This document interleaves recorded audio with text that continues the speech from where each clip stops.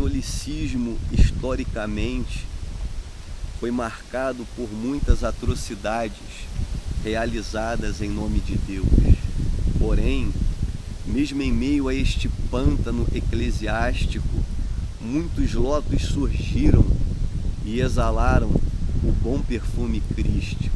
Dentre estes cito Francisco de Assis, o mestre Eckhart, Giordano Bruno, Jerônimo Savonarola, John Hus, João da Cruz, dentre outros atípicos seres que brilharam como estrelas na noite escura do obscurantismo religioso. Recentemente deparei-me com um pequeno poema escrito pelo místico frade carmelita João da Cruz, que viveu em meados do século XVI na Espanha, e eu fiquei absorto, admirado e encantado com a singeleza de tais palavras. Este poema são conselhos ao pássaro solitário. Ele diz assim: primeiramente, voe ao ponto mais alto. Segundo, não anseie por companhias, mesmo as da própria espécie. Terceiro, dirija seu bico aos céus. Quarto, não tenha uma cor definida. Quinto, que seu canto seja suave. Este pequeno poema possui setas em direção ao caminho da autorrealização. Esses pequenos insights, esses diminutos sutras condensam profunda sabedoria. Sabedoria esta capaz de nos conduzir à montanha da bem-aventurança. Em primeiro lugar, ele diz: voe ao ponto mais alto. É interessante que apenas aqueles que descobriram asas em si mesmos podem voar. Apenas aqueles que discerniram que não precisam ficar restritos aos limites da horizontalidade, alçam voo ao ilimitado céu do autoconhecimento. O problema reside num fato oportunamente expresso por Rubem Alves. Sonhamos o voo, mas tememos as alturas. Preferimos o conforto do conhecido à aventura do desconhecido. Preferimos a comodidade da gaiola ao ilimitado vazio espacial da liberdade. Desejamos os picos ensolarados, mas permanecemos nos vales sombrios. Sonhamos com as alturas, mas continuamos com os pés seguramente firmados sobre a terra. O místico, ele diz: primeiramente voe ao ponto mais alto. Não se contenha em simplesmente voar, mas é necessário alcançarmos os picos mais altaneiros, as dimensões mais elevadas, o zenite da consciência. Interessante é que quanto mais alto você vai, mais incompreensível você se torna. Nietzsche, certa feita, disse: quanto mais eu me elevo, menor eu pareço aos olhos dos que não sabem voar. Quanto mais nos elevamos, mais incompreensíveis nos tornamos aos olhos dos implumes e normóticos seres que não alçaram voo, que preferem permanecer à distância, julgando aquilo que eles não compreendem. Foi por isso que o escritor, poeta e psicólogo chileno Alejandro sabiamente se expressou que pássaros que vivem engaiolados acham que voar é uma doença. O poema continua dizendo: segundo, não anseie por companhias, mesmo as da própria espécie. Este caminho é trilhado por aqueles que não temem a solidão,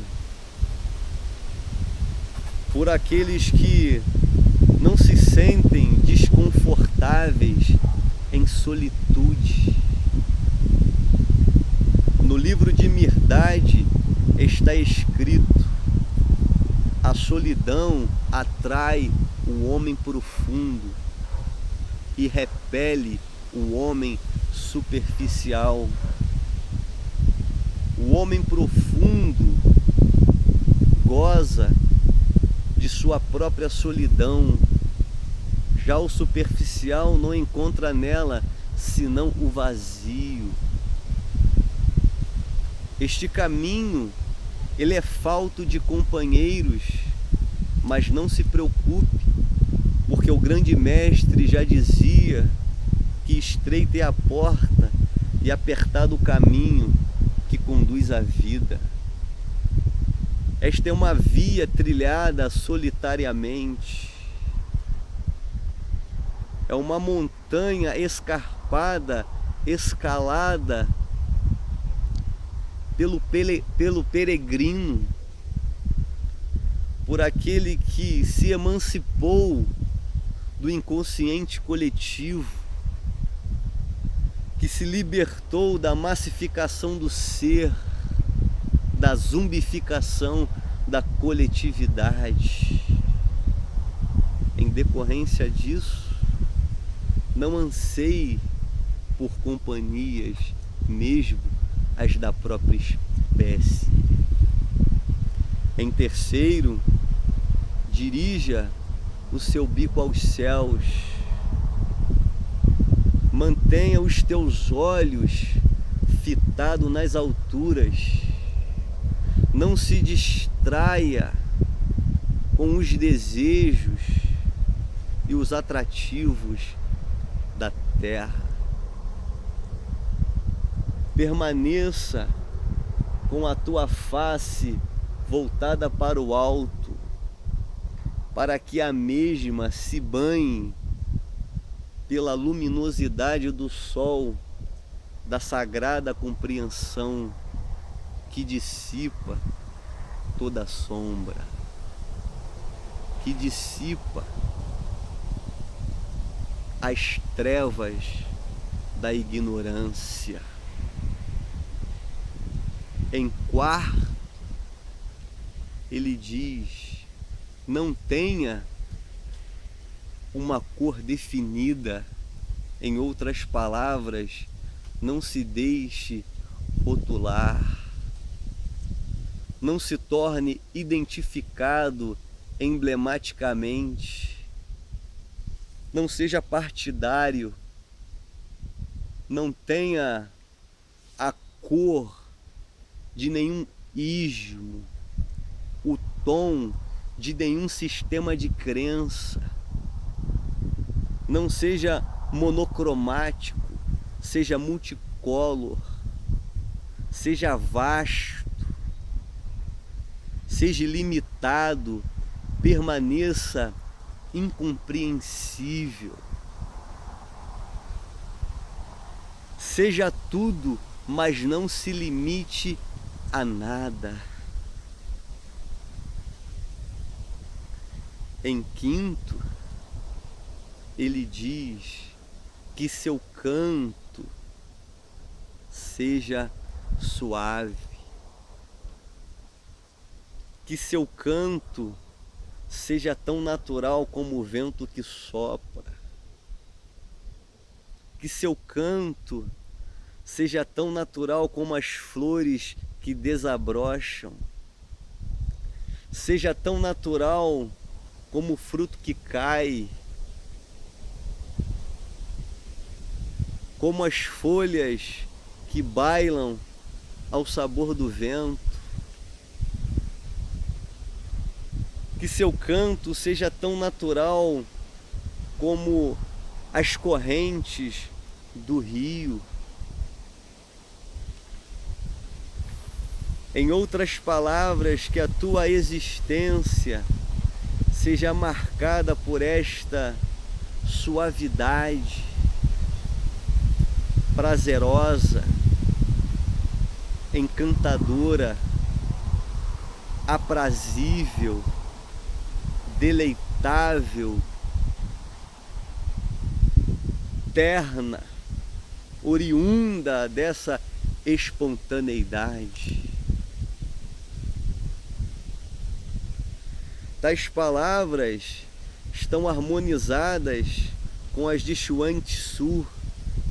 Seja natural e estarás no caminho certo.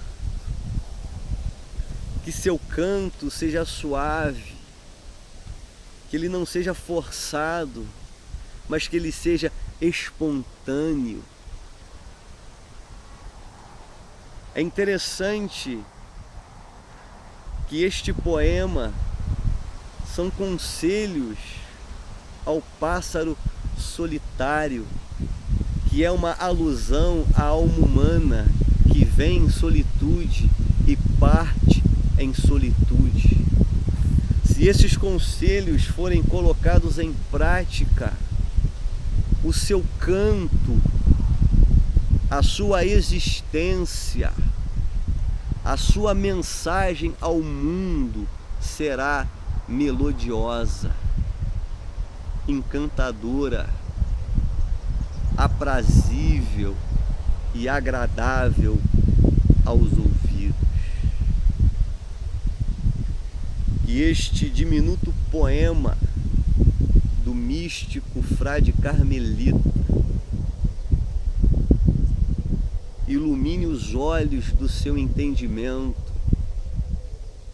desvele